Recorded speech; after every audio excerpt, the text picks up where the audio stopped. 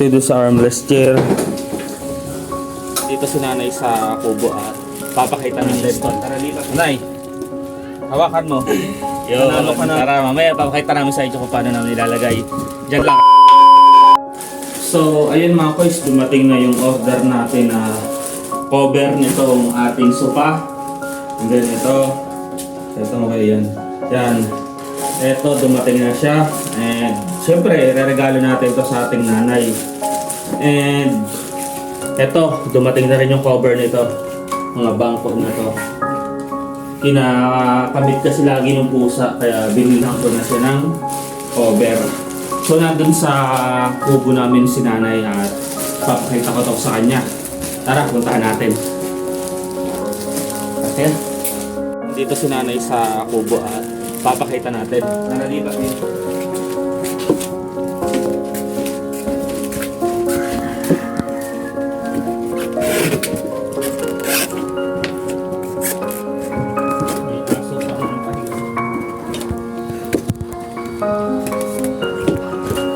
Iya. Nalaglag.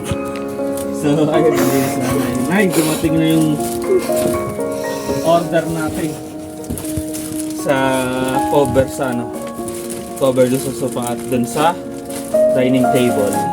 So, ayun, ibibigay natin to kay nanay.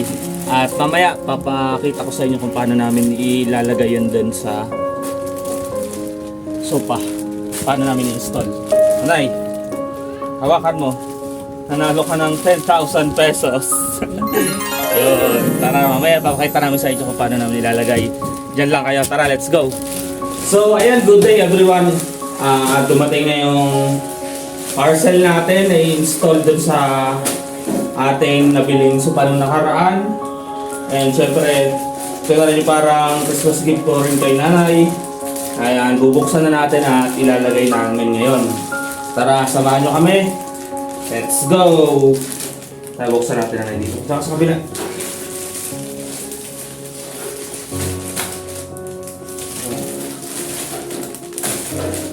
Ito pala kailangan ng good thing nito.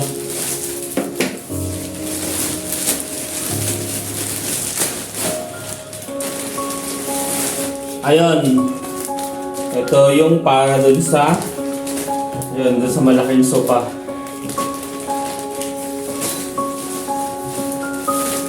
Kayo walay-walay na siya. Ito sa chair cover.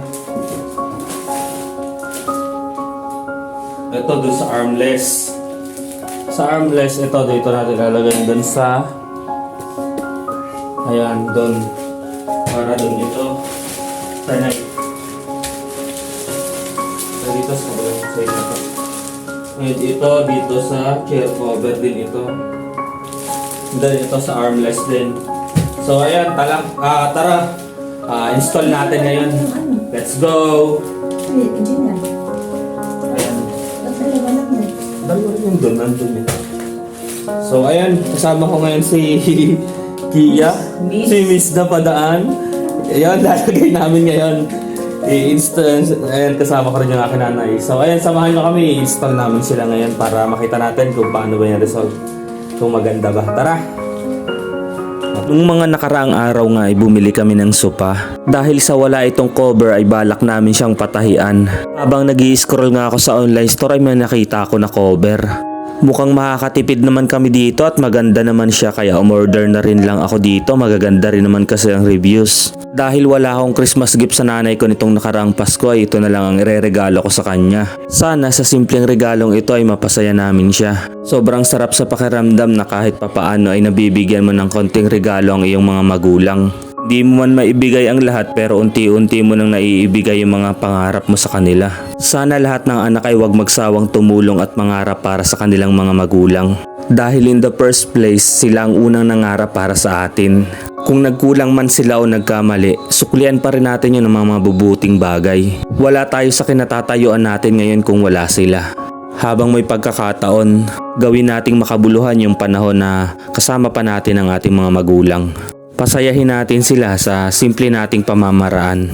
Ang pagtulong sa ating mga magulang ay parang pagdedeposito sa langit, na ang interes ay bibigay sa iyo kahit na nandito ka pa lang sa mundo. Kaya kung may pagkakataon ay piliin natin maging mabuting anak. Kasi darating yung panahon na tayo naman yung magiging magulang. Tayo naman yung unang mangangarap para sa ating mga anak.